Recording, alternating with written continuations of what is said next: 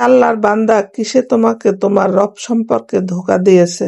পবিত্র কোরআনের সূরা ইনফিতার ৬ নং আয়াতে একথা বলেছে। এখনো তার স্টোরিতে গান চলতেছে, তার পেজে, ব্লগে নাচানাচির ভিডিও মানুষ দেখতেছে, অথচ তার জন্য এখন কবর খোঁড়া হচ্ছে।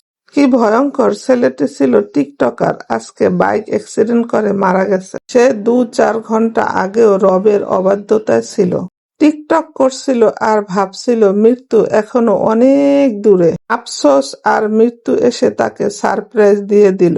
আমাদের কি হয়েছে আমরা মৃত্যুকে ভয় পাই না?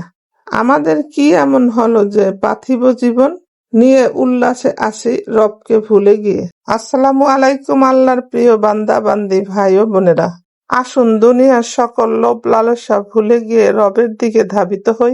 এমন ভিডিও তৈরি করি যা মৃত্যুর পরও সদকায়ে জারিয়া হিসাবে চলবে।